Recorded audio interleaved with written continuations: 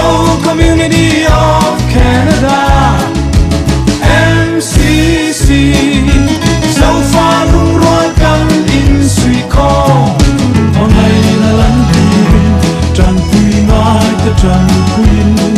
rong căng hô xe đó, MCC.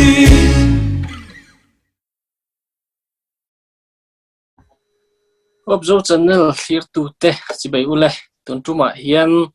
Mizo Community of Canada MCC roi tu tenen hun kan ran mangdona hun thatak min petu pathian hena lom thu kan soya tin MCC roi tu te chunga obzo channel ten thilung takin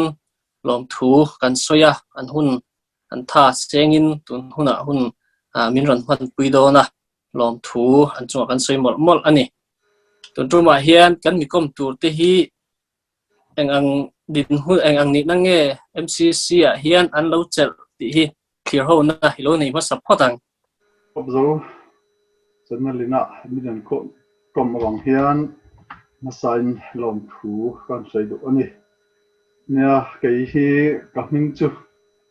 banal dika ania dika pia ko thin kani tu tang MCC roi tu jinga hian avalu pa tham kania lome o kamhing chu lo thu moya ania sang ni som pali khan Canada hian thlok lut ve in nu pa in kan thlok lut ta tin tu na hian pathian ma som atongin phonu pakhat nein kalkaria ko sameka tin tu na hian Mizo Community of Canada a ziak tu na ka chat mekani ole tun tuma kan kom tur te hi Mizo Community of Canada MCC roi tu wal upa pu vanal tikale secretary ziak tu pu lal thom moya ani MCC hian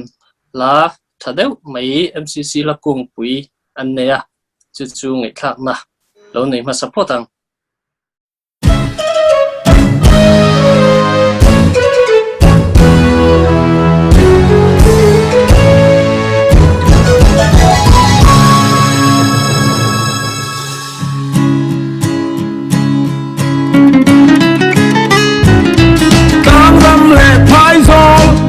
Ko bel ram zau ta kilo pang pe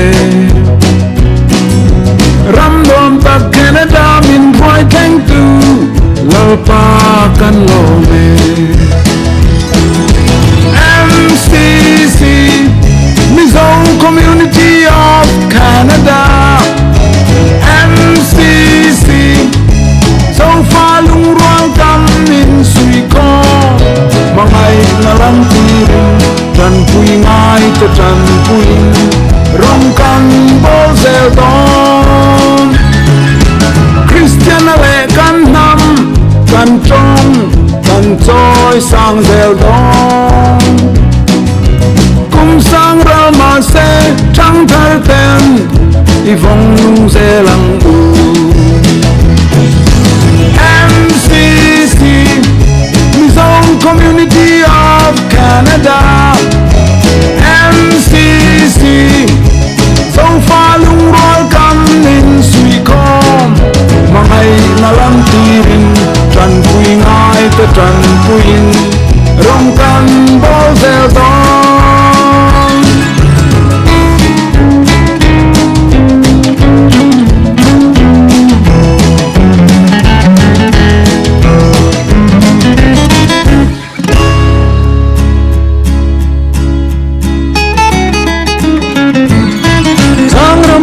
hai zo he ko ve ram zau tak hilal pan min pe ram nuam tak Canada min shuai theng tu lal pa kan lo me MCC Mizo Community of Canada MCC so far lung rual kan in sui kom mangai na lan turun trần pui ngai ta trần puin rong kan bo se do Christian กันนำกันจงกันสวยสร้างเซลโด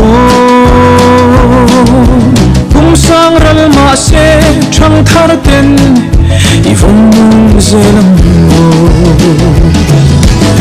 MCC Mizo Community of Canada MCC Zo falung rual kan in suikom Mangai nalan turin Chan pui ngai te chan pui Rong kan boze do MCC Mizo Community of Canada MCC Zo falung rual kan in suikom Mangai nalan turin Chan pui ngai te chan pui Rong kan boze do MCC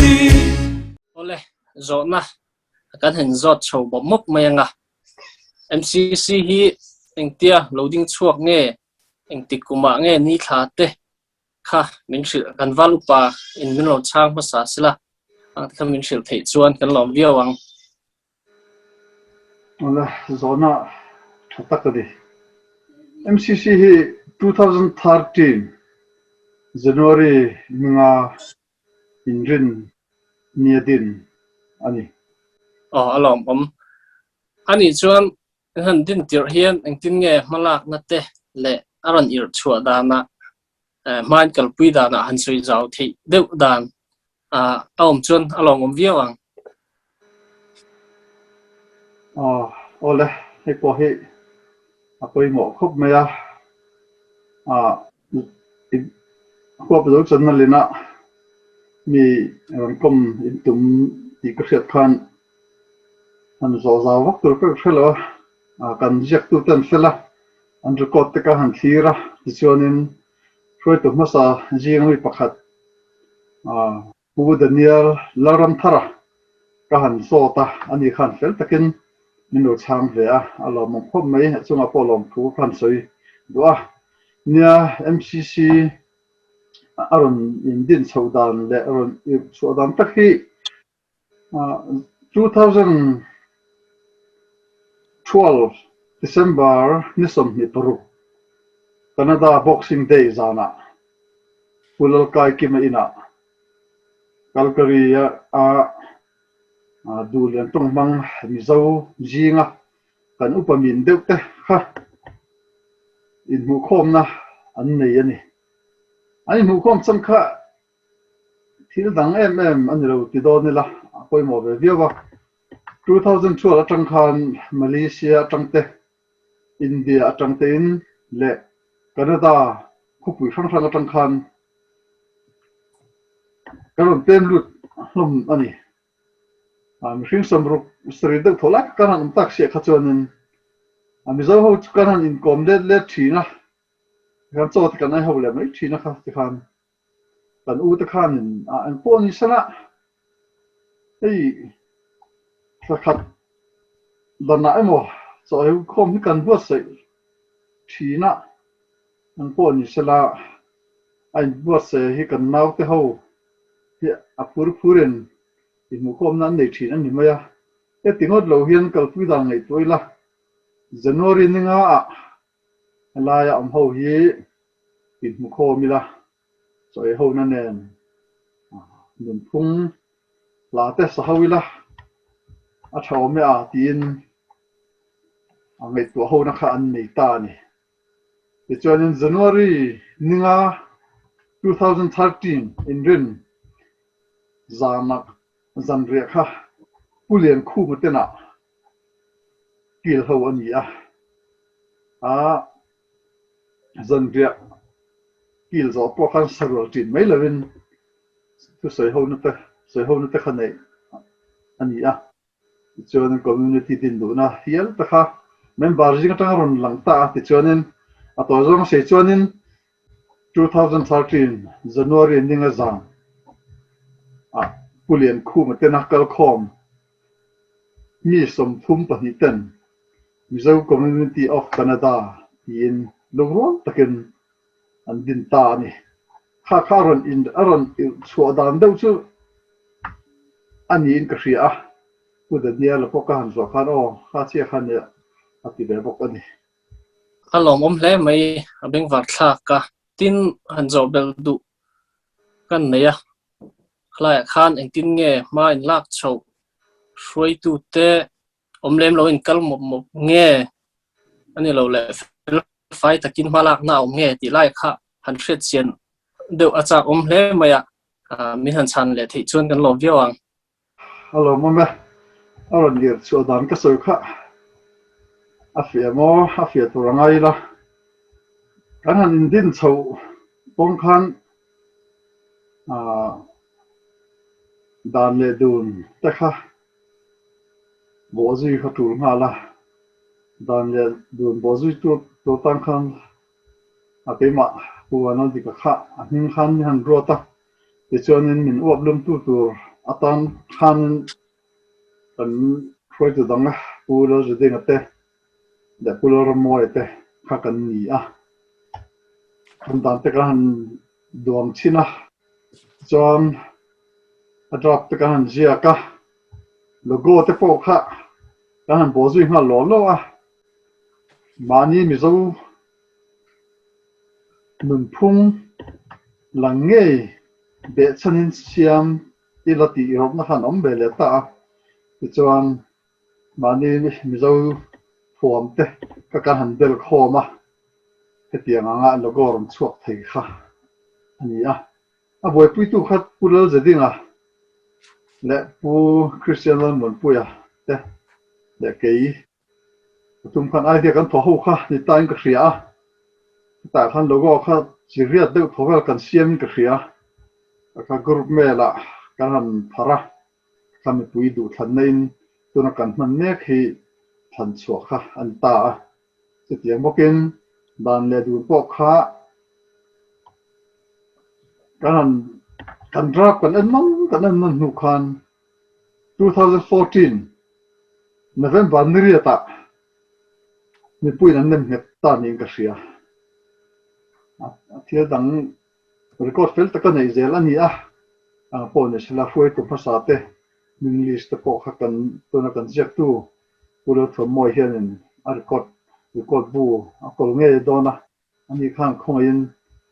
คุยถึงภาษาที่ข้าหันสวยเตจนอะไรมุมเดียวัง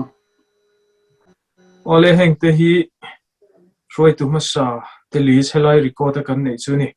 วาลุปะฮีปูลจิดิงอันนี้วาลุปะดอตุฮีปูเลียนคูมาเจียบตุฮีปูลรำมอยจนเจียบตุดอตุปูลเลียนทาระสุมกอลตุปีลมังไอช่วงนี้สุมกอลตุดอตุปูเดนียลรำทาระสุมเมนดิกตุปูวานลดิกาดินอีซีเมมเบอร์เรเวเรนลมอนกิมา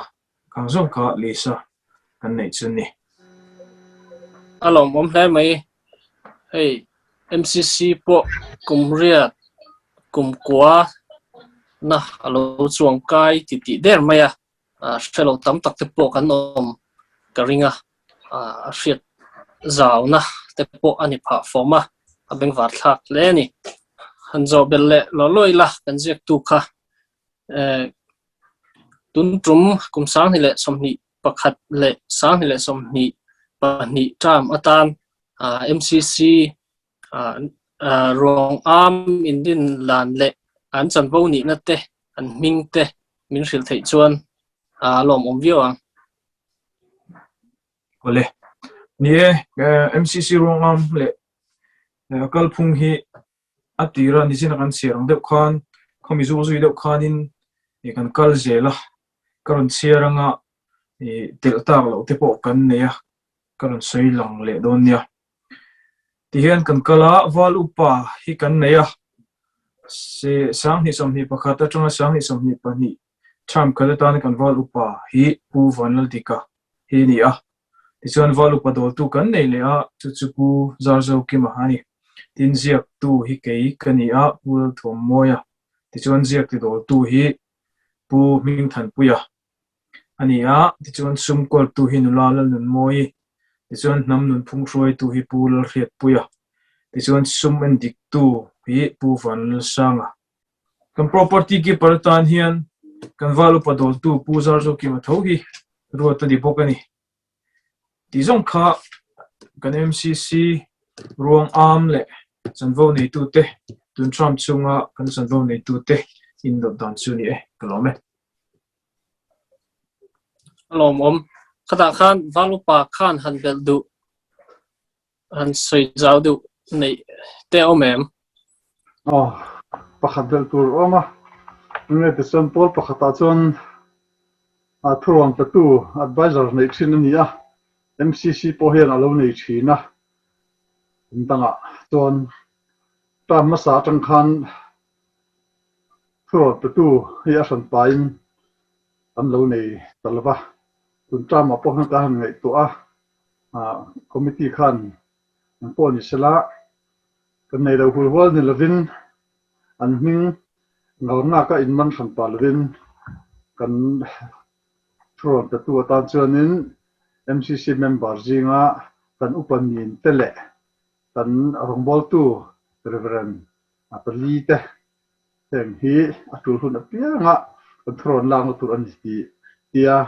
kal ho tum kan ni ti kha kan soi bel lu deu chu ni lo ma alom om hle mai MCC hian kal phung bu mal tak nein lein en kol dan fel fai tak nein an kal ani ti kha an throi tu te hne na tang ang chianga a riat fiat theya alom om hle mai zona danga kan han lut le anga throi tu te bi ka ni sela kan valu pa in rem chan le min han chang masa sela hey kum zat ve chu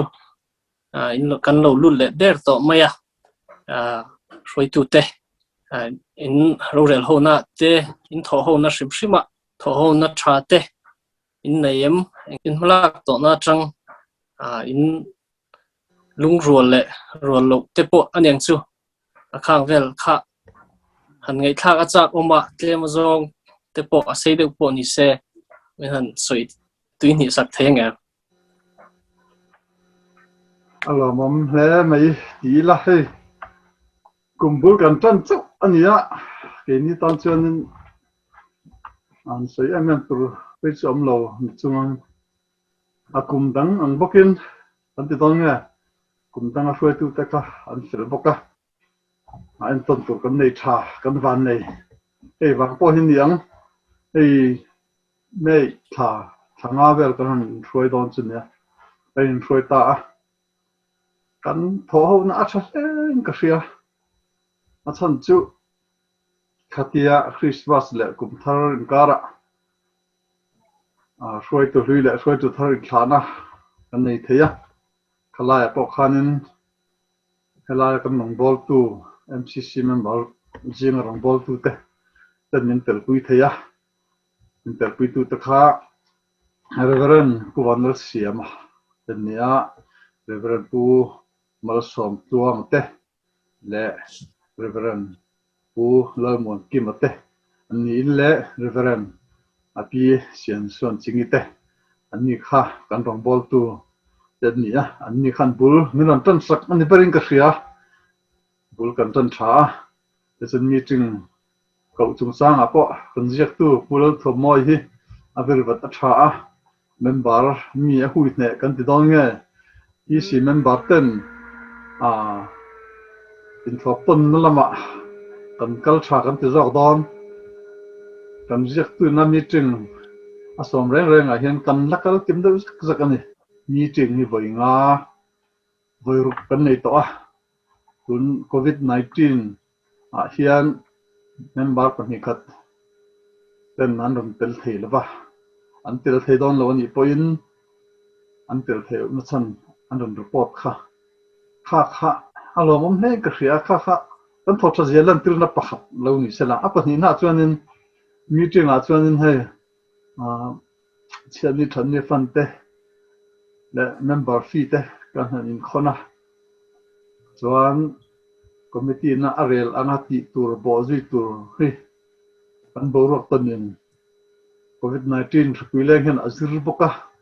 kan member jing ate ban doi thar taken alo kai te kan oma thatiang in som dol na kong engkima committee na arel ang kha kan member MCC member rong khan niang thok pani mai kha thatiang abang ten tun thanga kan kala meeting voinga ina abosi turati hesu ane thap mai chu wangan kan kal thale in ka hria ang pon sela pathian hna kan in hlana pathian in min hruai ni berin ka hria pathian zara meeting kan kal tha ani I kha khan sei thei sin dak chun mai sela kan jek tu hian bel tu te nei nge isku thela ba Sei kim view maya ni e kan tho hom na tra a tin ruai tu ten MCC tan na thok na ni ti kan share MCC tana e chatur ngai tu aranin kan tha le jung kan seng tak me mewa COVID-19 awangin e kan tumang le kan the angin kan che chok thelo mai po a e kan tho ho na ala thari via tu na ri chon alo mum hle mai ngai thak po anuam tho ho na cha pathian ke thruina zara an la nei thu kan ngai tha ada man pa hle mai zo na tle ma han dang de lek han siam le ka han dua hei kan thret angin barmaram chu spay of nain kan le mup mai ania Amazona hian hei MCC hian malak to na te anem tin malak le zel te atumem khamizona MCC na eng ting nge malak to na lo nei ve te kha han sui turom chuan khang vel kha han thachak le kan zek tu han min han chang le mai chela ye MCC minga malak mai kan nei to a thok khat na kan ti do nge ni ti chuanin e kan du khop lo tin e kan drama kan wang te ni ke ni point thei to so kan tuma sumle pain vai khat tran puina kan the chuak to MCC mingin tina voi ni na po hi ral tlan te chena huam thei turin sumzon le base khani amaro chu COVID-19 rileng awangin ni kan tuma kan che thei lova in mu khom te rem lo wangin chu chu ri ani amaro chu po chu kan ma ba kan ma ti ma ni kan ril ron renga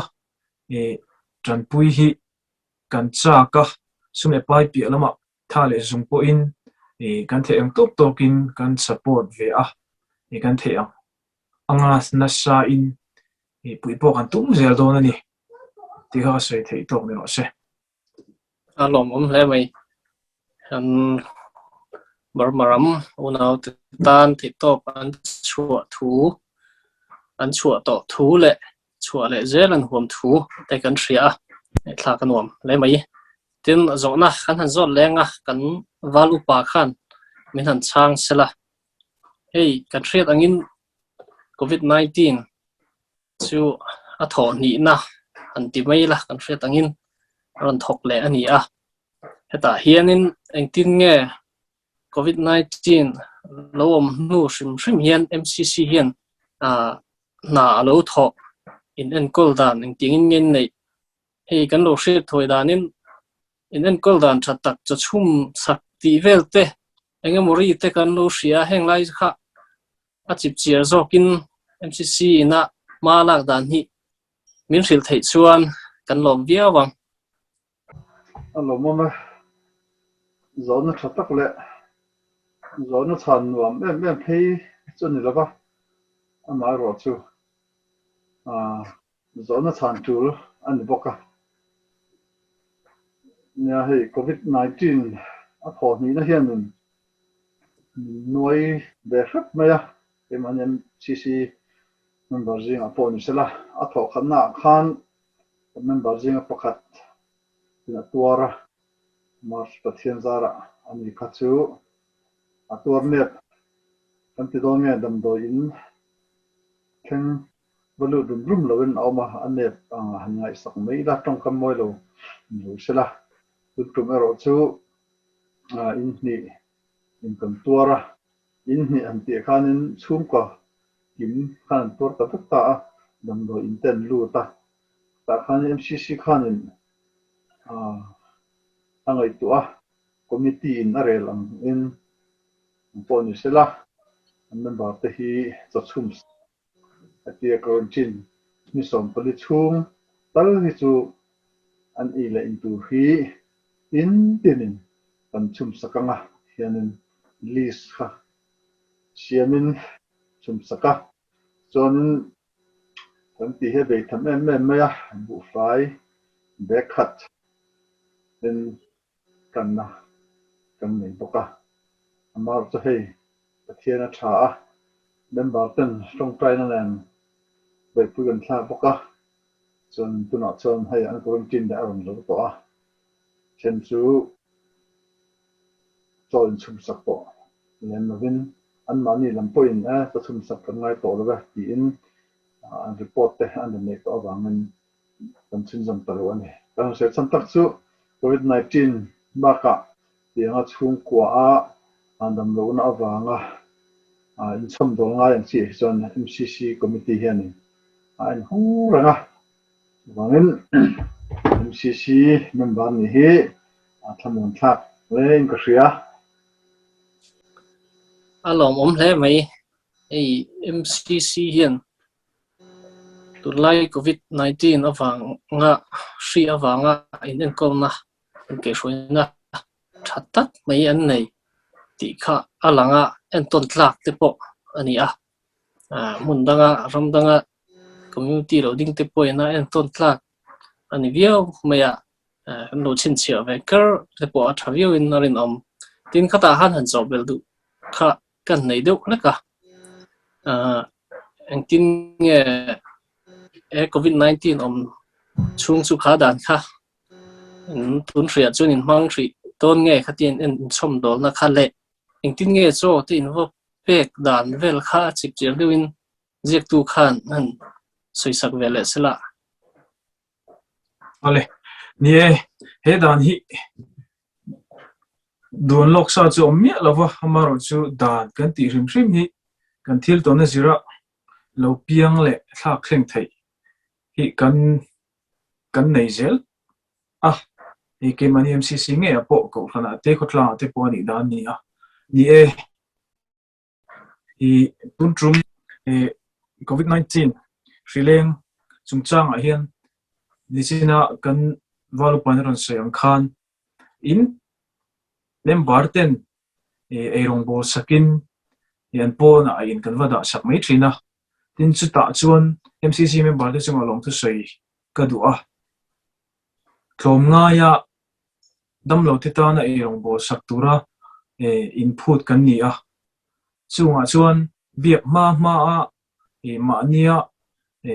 ดำเราที่รงบอลสักตัวรงบอลดูตักกันเมมบาร์จิงกันออกมาจุงเจ้านี่เราวินอติสักตัวเตจุงพอหันลงทุกันสวยดูตินจูบักกันอินจันเราวะกันอินตีจากเมมติมันเราเตปกันอมนัวเลยนี่ชวนเมมบาร์เตจุงหันลงทุกันสวยดูตักเจ็ด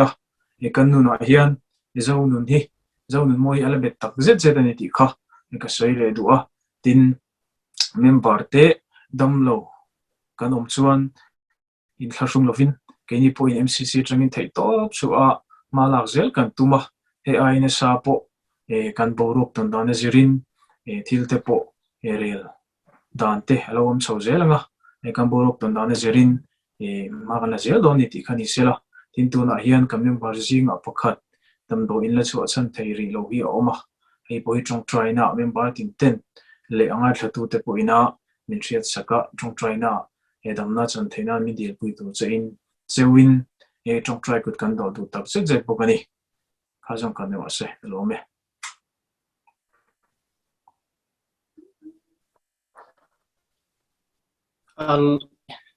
เฮ้ย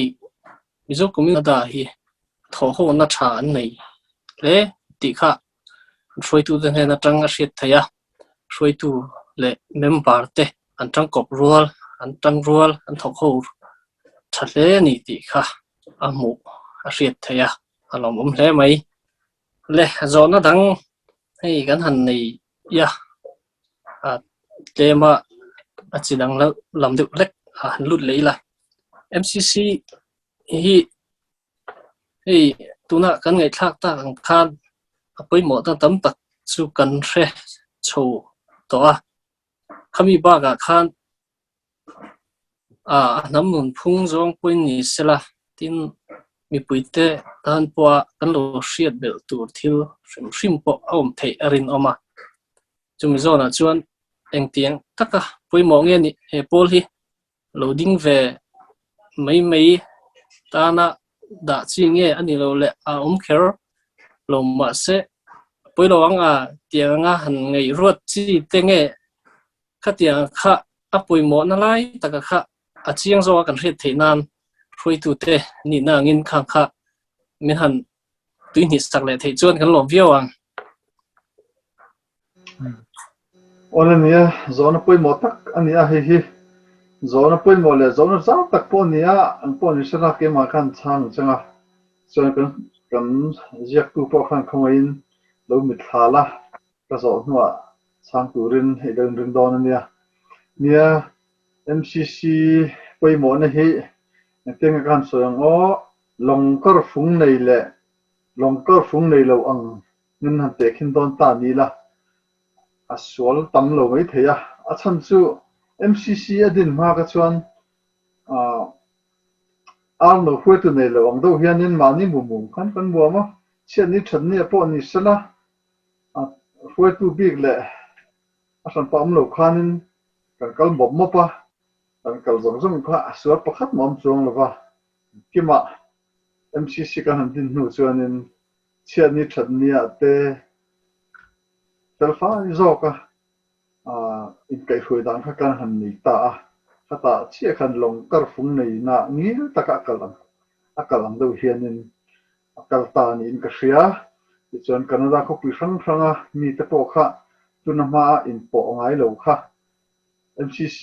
a han din nu hi chuanin in po ton na tha kha nan siama a big takin chia ni that ni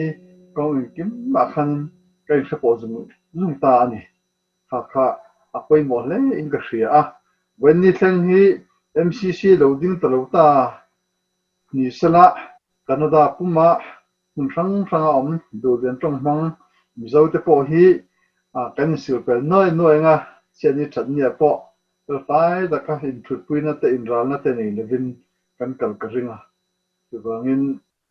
apoi mo tak zat ni MCC din hi ti chang ni levin hei kun ni war tha kan ti don nge mizo te na kan ni kun poi mo ang chi te po hi kun ma khan min nei levin a huawin kan an ti le lul thina am ai ro chu MCC an din ta ka chuanin chin na sel mal de ya te po ni sala lam le lanen te khan fe fa takin committee in akai hruaya hang te po kha poi mo me ni MCC din ma chuanin hang te po kha a fel turang lo fel lo theya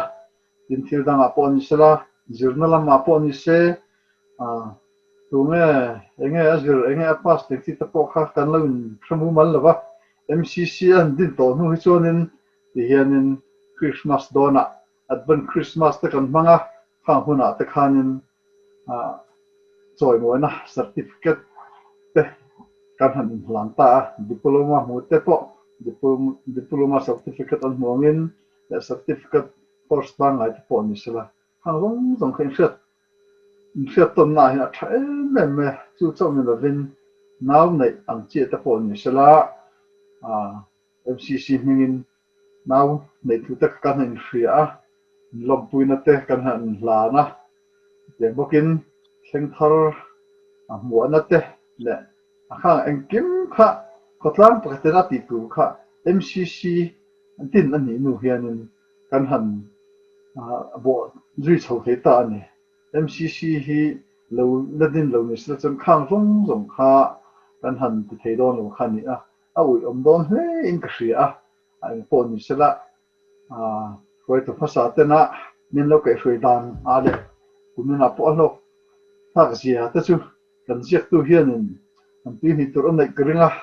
không ai yên cần giết tu anh xong đó là lo me ni he tu hi ki aya soi tur an tam viau na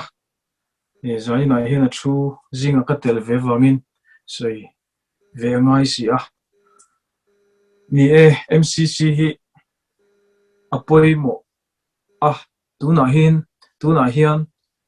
apoi mo na hi ala lang le tuk lova apoi mo chodon chu ni na langa achan chu Canada hian ni thar kan la ni tin chuan khat na hi kan lan first generation chu kan la ni a result hi alang me ka ala lang chodon chewa ichina kan walu pasang khan helai ram chunga mizo zong zong hi kan member akan zia lu lo hi pani khat ba dom lo adom karing lova kai nin hui khom tu ani tak me ani MCC hi tin ni MCC hi isina ka sayang deuh khan Canada hian ni thar kan ni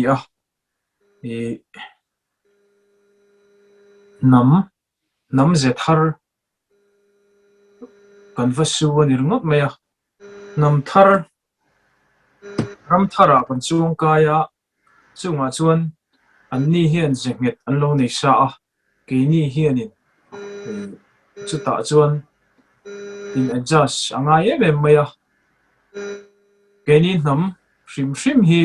abikin zo fa te hi Christian nei min tum nu hian an culture le kan Christian na hi in chen chang thei to lo khopianin akal duna soi mun kara soi tlan hial chi ni in ka ria ke phei chuan Christian na le kan nam nun phung kan ti shrim hi akal dun tlata chunga chuan he sabram te kan thlenga ke ni mi zo le zo fa shrim chu mi ti dan sa phole kan ngai san zong te ti dan zir chi kan ni na zona hian athalai zira athalolai nol ngam turin chutianga bultran na tan chen MCC hi poimo maya kan nam nun phung te injir tira kan fa tele kan thla lo project tu te tena kan Christian na in mil lo ne na in mil lo thil helai kan ram tu na kan chen na anun pui mek ang chi te nol ngam tura injir tir turin nu le pa kan poimo masaber chu zo mi zo chuan kan MCC hi apoimo bokin ka ria achan chu kan injina kan soyang kan nam nun phung le no Christian na ai kopa kan hlo pakhat zok kan hlo chuan kan ta na poi dona tin rongbol tu pakhat chu na lo soya tu na ka kor ha khi kan nam thuam ani amaro chu kan nam thuam tak chu ka trong hi ni alo ti atikin ka hrekop maya kan trong hi apoi mo maya achan chu nam mi trong chi reng hi chu chengza poi thiamila athavek maya amaro chu kan nam trong kan thiam lo miau chon nambo kan ni thawa kan va kan chen na huna khoi ai mo kan kalna pianga kan votlang nela kan vo om thei mai zel thau trong dang kan thiam point amar chu poi mo ber chu kan chung le kwa te kan nu le pa te kan pi le pu te ne na in lei chin na chat lo tur chuan ke ni le kan fa te kan thla te zel hian kan trong hi kan hum hala thu le me maya chumi kan trong chuan kan culture oma chu kan culture chuan Christian na om china ka ti to khan chumi vong ding tu le chumi vong nung tur chuan MCC poi mo maya ama sa an lo nichina kan ron chiara MCC lo din tir po khan an thupuyetan an thil tuma kan trong teka an lo da a thaka ti maya hi MCC din chan zinga poimo berning ka ria chu MCC poimo na nia ka riat ve chu ni tin zirna kan nam chu tiang tur chuan tuna kan valu pa hian trana lang se maya kan no pangte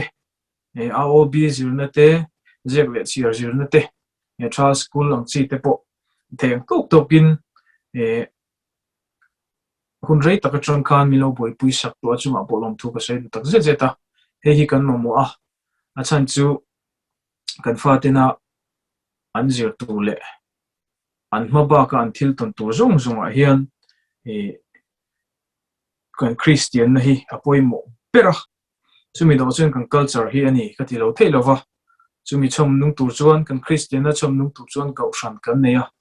tin kan culture chom nung tur po in MCC kan nei boka kan va ne ka ti chu MCC hi omlo ka law tak zeta apoimo ka ti mani ti ka sei ti tok de se kalome ole alomom ngai thak aman la le mai kong si sang in apoimo zia kan ria kan valu pa khan han ti ni le du te ne klai zona khan pani khathan bel du ka nei loka kan sek tu khan apoimo zia aron sei zau thaem to karon tu ni du chu 2015 kuma hoi tu ta khan ani mizo AOB zilhi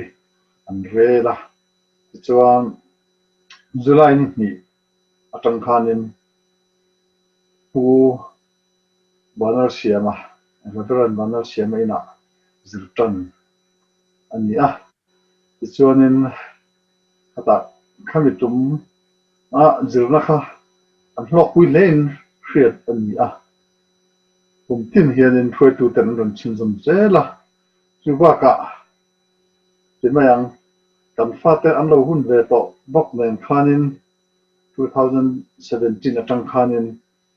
MCC na thar school so tui ni ba ka hianin an chanam ngai ta khanin le no le pa ta khanin fa ta kha zirtur khan be se bang khanin kan no palung ho khanin zirtirang pon se kan fa ta pon hun thawatin akum thuan khan kan ti ta kan seilan chan po he ta USA lama kan unau pa pu ji ka loi tlang ji ka kan ti maya Indianapolis khena oma ani khen kan chan chin na khet khan alom lu to ka no pang school uniform tu hial ta aron thon ani len khop khanin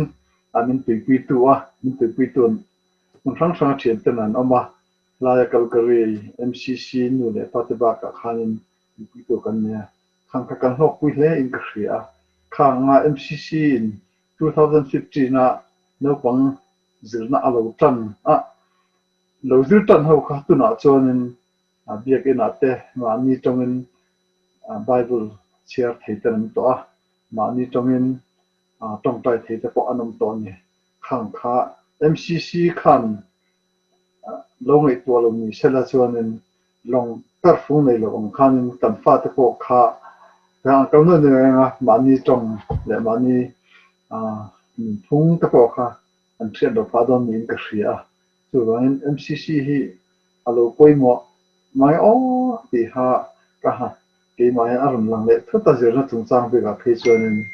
chu lo pon sena fu tum sa te ka fa lo thei lo ba COVID-19 kan nei ran ma thei te ka chuanin thaka ta voi khathi mani hla anam hla po ni sela Christian hla bu po ni sela manga income ho na sak ho na kan neya pata khanin kan upamin de ten nam nen phung len in kung gein in ton na te kha ni an nei thina khang te ka lok khla ka tia MCC hi lo ding lo so heng te kan ni te om chi lo ka ti a hei hi covid 19 ron rang hian min danga heteng til tha an lo ti thin zong zong han bo ji tu ko khan hei apoi ka ti ya covid 19 takian hun tu hi ka ha hel na pakhat po hi MCC hroi tu ma sa te na min lo kai hroi na bo ji tu tam tak kan bo ji thei lo hi ei au om ka ti a covid 19 zo hun tu ri ka ha hle da mai ni ti te ka han tu ni do ni ko me abeng varla kin hroi tu te tuna hroi tu ni mek te le ama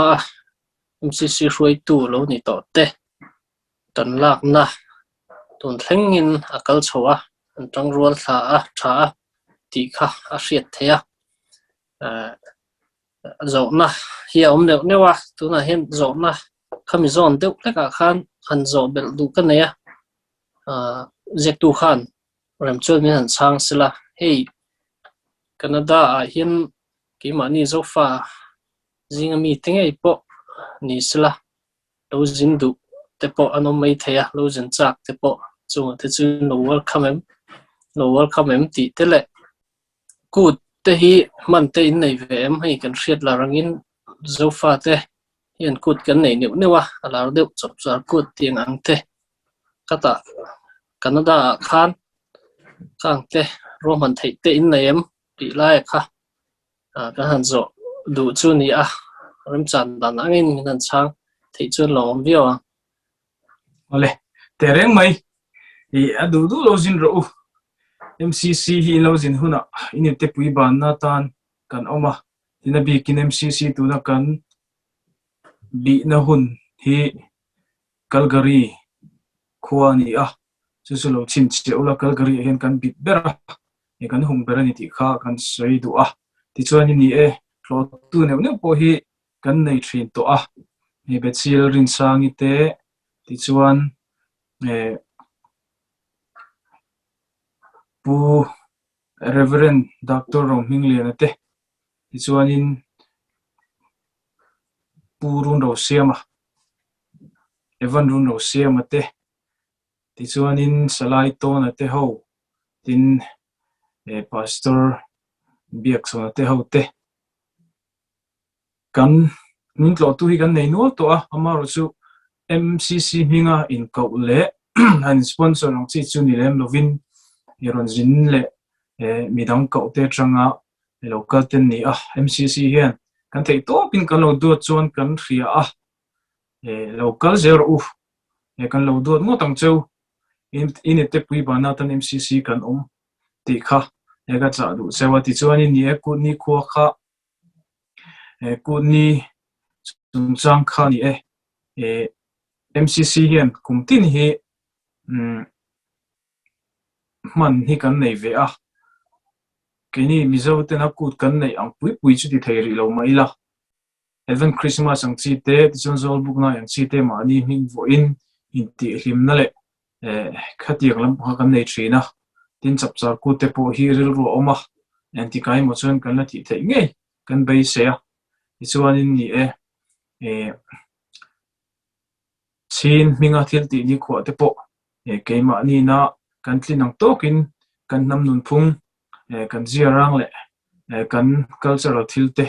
show in te to kan so ve thina ni ti kha chan thei ni bok mo se ro me ole kan je tu khan aron sai kin dia nyan sai bel to zara chunin sai bel tu pani ka cha ma thil dang ni lavin ni aron sai tong khan in lozin on put this one in the MCC member zing atangin and to my ten kan khwa Calgary atanga hlabaklo mun poimo adikin Banff kan ti Rocky Mountain mo lungtlang mun ropui takle la tak mai atako ngahan kalpuya son dir moi tak te oma setiang ate an kalpui boka thina so some living dinosaur ro da kom na hun pui museum mo so pays a local piang hianin kal hian chang na thina chung te po chu kan khuwa tanga da kal ni vel kal ania zong zong hian kan kalpui zel thin ani ne min to tu te a khanin a khan pa min to lo ron zin te po hian an bela zo thina abik takin in kom hona hi kan nei thin ani kan malak zel dan le tu kan din mun te an nen zo thina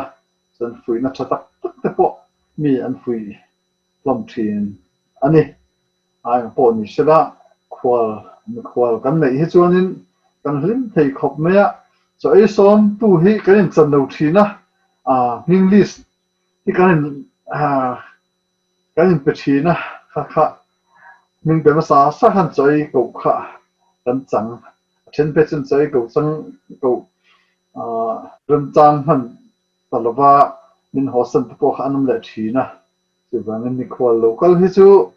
long takin kan thla thin chuan kan thria chu bangin Canada local to phot hi chuanin Calgary khopui hi ni an tong e ngai don nia Calgary hi Canada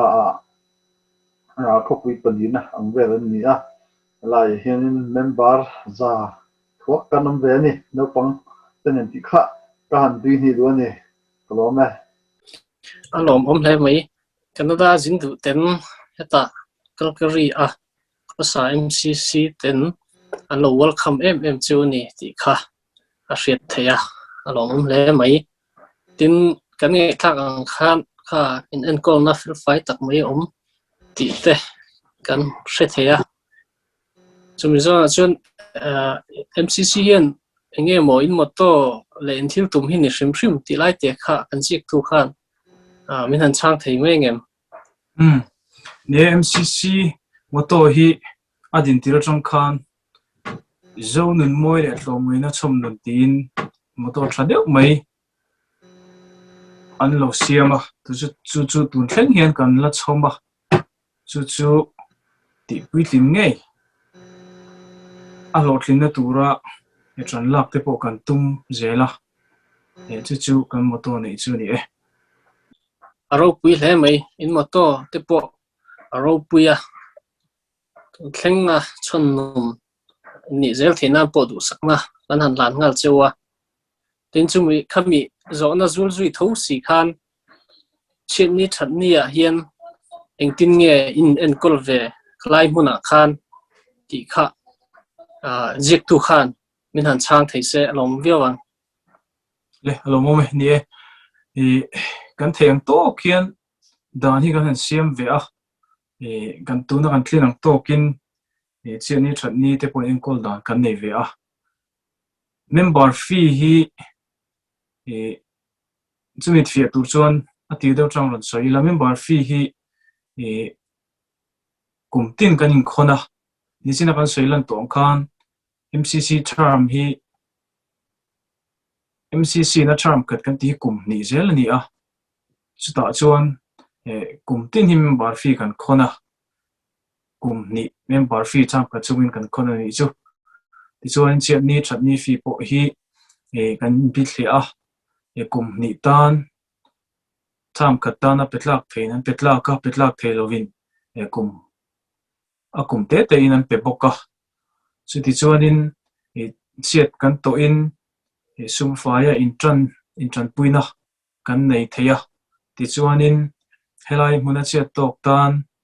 in tran puina te ti chuan kholama member fee le chiani thatni fee pe te an u le nau an leina te an nu le pa te thin omin in tran puina chenin kan neya ti chuanin in thut puina le lengkhom na te lengkhom puina te po kan nei thina ni ti chuan thatni lama po hian chatiak bukin dan fil fai tak kan neya intirna in nei ni khuate zirnal ma hlo hlinna kan ton ni khuate ti chuanin kum upalam chor moina te ti chuan kan thei angin that lama po hian sum le pai manga in tran pui le tha le zung le certificate thlengin kan in hlan thina chetiang chuan chian ni thatni nen kol dan hi fel fai takin kan tuang ve chuan kan in thria lom hle mai walu pa khan han tui ni du nem มันละมันไม่เอาใส่ถึงที่ว่าอีนั่นก็ดังค่าเช่นนี้ฉันนี่อันก็ดังที่ค่าอันนัมเบอร์ค่าใส่ดังนั้นค่าคดีตุนนักดันติ้งไล่นะอะไรดันชวนนั้นเมมเบอร์กลุ่มสอมปรุเละซุ่มลำค่าแจ้งสอมเป็นคนกลุ่มพัฒน์จนเราปังกลุ่มสอมปรุน้อยลำจิ้มข้าจูเมมเบอร์ฟีครับอันนี้อันนี้จวนกลุ่มสอมปรุและจุงลำและหน่วยเตรียมตัวลูกค้าเช่นนี้ฟีไอจวนนั้นกลุ่มพัฒน์สมนี่ตับไหมที่จวนนั้นอะไรวอลชูรวมเอามาเช่นนะกันตับพอนี้จวนนั้น$สังนี่กันละกินโตอันนี้มันละหุ่นเจละก็ไอตั้มกันละกินเงี้ยกันไปเสียนี่เนี่ยเมมเบอร์พอปกติดินตัวจนเมมเบอร์ฟีเตจัดในฟีเตฮีหุ่นบิดเตียมาอินคอนชินอันนี้ที่คุยมั้ยไม่ที่นี่กันเมมเบอร์สุดที่เชียนี่ฉันนี่สมแล้วไปคนอาเฮียกันละไปกินกุซักชีนะแต่นี่อัปเปโลเตอันนมเลชีนะมันตั้งอาจารย์เกี่ยนี่จนกันละไปกินชินเลนก็เสียที่อารมณ์มันพัฒนาก็มันตั้งอาเฮียนี่เตียงอังที่เปโลเชียต่อเฮียนี่ตัวที่ไงลูกให้เบิร์ติสุคอยตัวที่เห็นลูกให้ชีนะที่คุยหมดอันนี้วอลประคัตนาที่ตัวที่ส่วนนึงคอยตัวที่เนี่ยอินพอร์ตน่าชัดตักก็มันนี่ดินตะโพหินเสียตัวที่พูดถึงชัดเลยก็เสียไม่เช่นนี้จุดจ้าหันสวยเห็นลองตัวสวยตัวประคัตกันเนี่ยตัวที่ที่ดังเนี่ยวิน USA ละมากันมิโซปุ่ยเตMSA Mizo Society of America คอยตัวผู้รุ่นเรือนเลียนะยัน President อันนี้ไล่ขันก็เสียอันคนอิสระแคนาดามิโซเตค่ะแต่เช่นนี้ฉันเนี่ยอินชัมบอลต้นน้าเช่นนี้ฟันเทอร์เปอุละที่จวนนี้MSA จึงอินรวงปลุนอัตโคนอิสระสังคมอินดานานีเฮี North Americaมิโซเตกันอินชัมบอลเห็นจิตอันที่อินมิลันใจตานี่อะไรอุปหัวขันอันไงตัวอัฐสุดอินค่ะกันผสมตาค่ะเราคุยเล่นกันเสียขัดยังครบกัน MSA หัวนักแคนาดามิโซหัวมันโดนในคุยหมดนั่นแหละเมื่อไงตัวนะคะเด็กต้นหลักเล่นกันเสียส่วนกันนี่แคนาดาเอาปนิสระมันตั้งขบุยตั้งอบเดปอยน์ตัวน่ะMCC นัดเชียนนี่ฉันนี่ฟันขอหุ่นตีเฮียนินขดาก็มาเกี่ยวอินทิลาวขานินช่วยตัวเนี่ยนะกินรำจตัวละ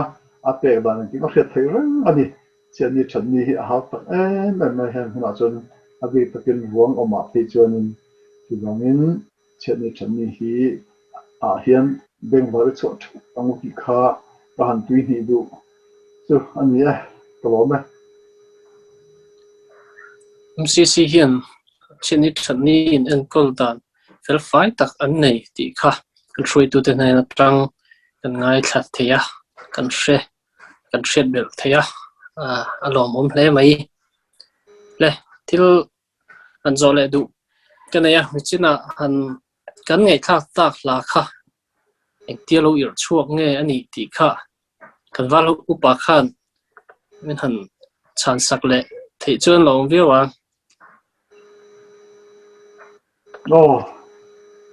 ก็เสียด่านที่อดีตเราเนี่ยจวนลงไว้ทำบุละช่วยตัวมาสาเตะมาลับหน้านี่อะไรที่เราพูดกันที่ครบไหมMCC Secretary เจ้าตัวมาสับเบอร์ปุลารมวยเฮียน MCC ลาฮีลาตัวยังไงคุยมวยไม่เกี่ยมาตักกับพ่อฮีพ่อดังไงตัวเรื่องนี้ที่เด็ดชีนะจนมีดังพ่อที่ตัวออกมากันเป็นบาร์จิงมีที่พ่อจะสู้ชินตัวมาเห็นกันคุยทิ้งที่ชินแล้วว่าไม่รู้จู่วันนี้คลาดตะกินกันเตียงจู่ควอลจินน่ะ pu rau sang liền nên anh tộc phụ nữ ốm này pu rau sang liền dâu rọc cái tiếng chứ khá khá phụ tiêu ta cái cho nên committee anh bỏ gì nào là ASEAN sau anh kimนี่ที่ส่วนอาศัยตัวตั้งขานินอามาพูดสร้างเรียนเละตัวน่ะกันเจียกตัวพูดเล่าถ่วงมวยเตะอันปัจจุบันหลักส่วนอาศัยส่วนมิวสิกที่เฮต้าทหารละมากันนาวกันดิดอนไงใจเตะrecording อันนี้ก็เสีย so force เดน่ะใจเตะค่ะอันนี้ก็ที่สงค่ะเฮ้ยครับบ่ตักจังอ่ะก็เสียดานจุนี่อ่ะกันเจ็บตัวเห็นอามาใจตัวอันนี้พวกใส่เบลตัวอันนี้กริ่งอ่ะก็ใส่สวยนะเอาไปจนอันนี้เราไม่ลำเสียละเดี๋ยวมันเราตัวข้าศึกวัวละรำมวยอันนี้ที่ข้าการใส่หนังนี้ก็รู้ไหม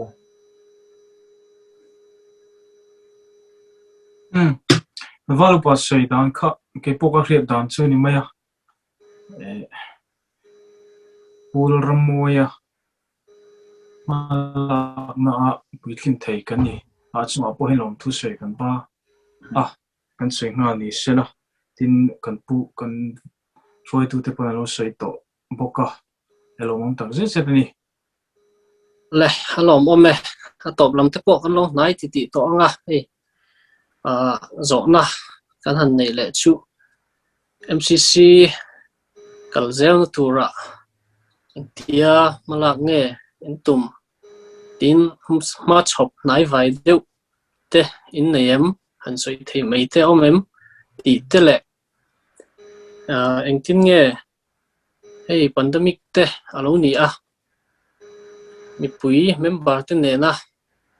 ทอหูนะตาหน้าปุ๋ยหมอกอังเดียวหันเสียตัวอังเตะโปนี่สลัมโมข้างเตะข้าหันสวยชัวดูเตะกันเนียมโอ้ย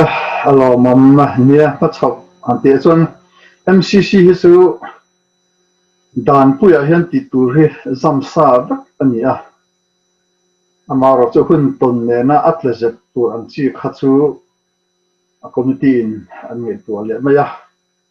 คอมมิตี้เห็นมันชอบอาศัยไปกันนั่นเองหรือเปล่ากันบอจิงหาเซลตุนบอรัวกันเสตองกันบอจิงหกค่ะนี่สิละกันมาสอบยันบอจิงประคัตจูน้องปังทาร์สคูลฮีแบบวิทักเล่กันตุมาน้องปังสคูลจะหุ่นฮีจุลายเล่ออกัสนี่ชุ่มนี่อ่ะ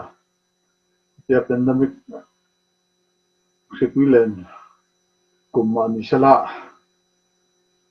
Zoom มังจิตรตุ่มอันนี้ไอ้พวกที่นู่นเล่ปาเต้กันเดินมาสัพพะต่างหากนู่นเล่ปาเต้นคุณอันเป็นไทยโดนนั้นที่พวกการเงินร้อนเข้ามาขณะนี้ตัวตั้งคันคอมมิตี้ส่วนนึงวาลุปาเล่เช็คตัวค่ะตัวไม่ตัวรินมีอันรัวตาค่ะคือจูกันมาสอบชนีเนี่ยอินสิตกับชนูแล้วป้าตะโกขันลูกชลกซาสละอัจฉริยะหรอเนี่ยลูกบังฮีลูกบังซิร์ตูฮีซิร์ตันบูซิร์ไทยเล่ดีพาร์ตเมนต์จงหันใช้ส่วนนึงอินเตอร์มีเดียตจูเนียร์ขัดยังซิร์ตูค่ะกันมีตัวซิร์ตูปอกคุมดังอันพวกิน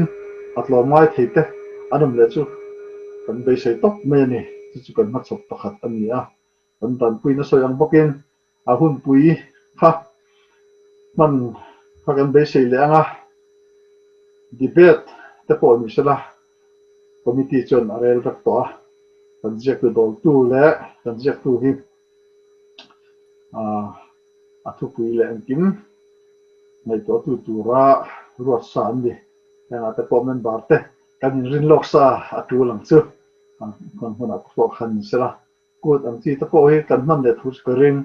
ซูมก็ตั้งเฮียนทิลที่ไทยโตก็ค่ะ international หัวตะพนกันเตียซึ่งมันเป็นประเทศในระดับที่เจริญทันค่ากันมาตุ้มจงอย่างเด็ดจูอันนี้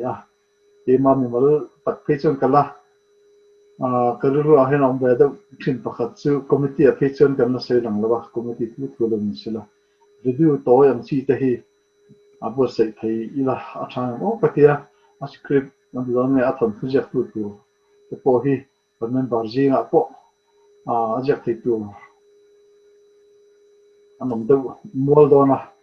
in sắm tu bộ như thế là cái gì đấy cái riêng thế mình video kan din chan pakhat chu timo pakhat tho ania kanin tam anga tingen yang te important na thane na ta hianin timo tha he poimo timo thane tu chon activities tha khapiang ampe picnic am chi te le video hian han siam te po kha thil tha tak tu mi ka ria khang kha makin tu na kan no pang te cham tu ra kan rot tu tho anam nula nang wal khuna khang kha mit ngay na ron buông khata trang khan MCC mai na kha aron pung le zolang mo ti ta kha kan ngai to committee kan la thlen nga committee na athaku na kha ni to rangai ta mi la kha pe kan soi thei mei sala hai kum su da kum ta rialanga mala hun le zela positor tha ka ti ni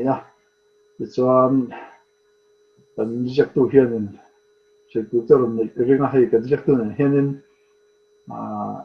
thằng ave là một số cái chúng cái ta hay một số cái cái này mua đồ là ngay là thì dòng khăn này sẽ là chúng mình quay một bữa chú quay tu hay ăn trái một chả lâu mà mình tu hiện quay một bữa thôi không tu hôm nay thôi không chúng tu khăn tu hay number one anh đi chân rồi chắc na thì anh chỉ na cái rồi lên trần rồi đàn thiên chứ chắc là rồi na anh tin cái giấc tu kan kiên anh ạ sẽ có lúc này rồi nghe rằng suy kim tổ vía kan ma chụp bọc khát zinga kan pan pulta ka suy lan trying ka ria kan ram si paisal karna dulo na awanga harsana tur me petran puina tura ma kan lang chin kan sei ro kha COVID-19 awangin kan pam trula kan mukhom thelo kan ram hanti hian MCC hian Mizoram lam le kini Barmarama changa local te kanom ve a shetiam har mai theya Barmaram ti khan chiang jok mai theya zoom mi te chan puina tur harsat na tok te chan puina tur kha MCC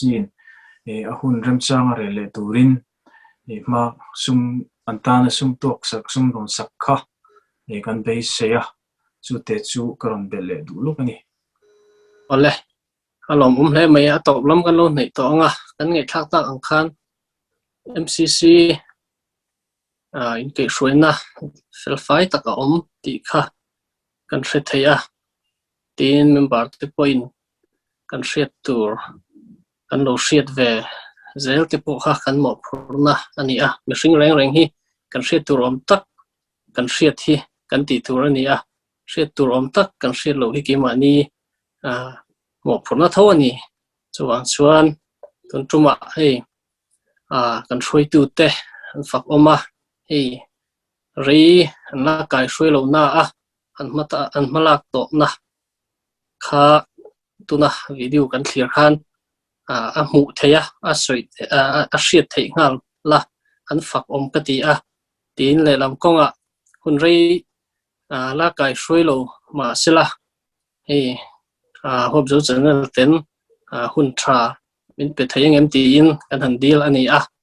ani po lo jang khai takin hun tha min pe thaya kan chunga lom thu kan soya an ma ni po in an malak to na du thu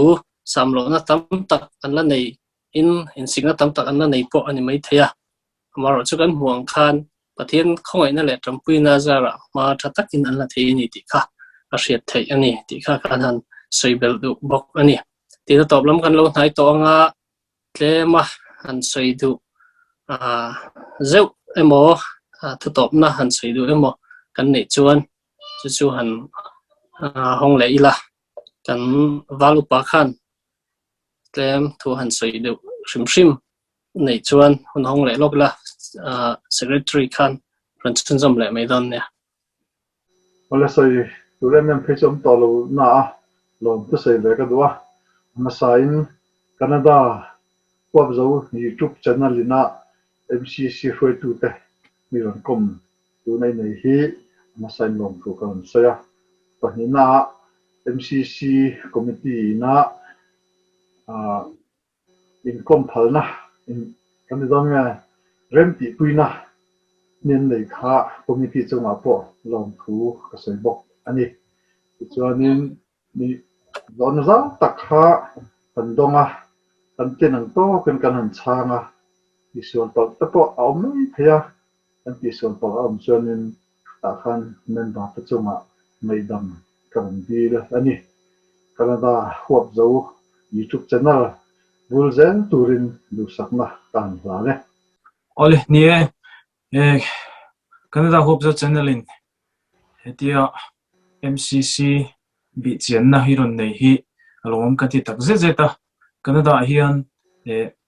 zo fa te tlem te kan oma kan thom hi an na lo em maya Canada hian kanom ve ni ti in ria ti kan du tak zeta ngai thlu te zo na le chan na emo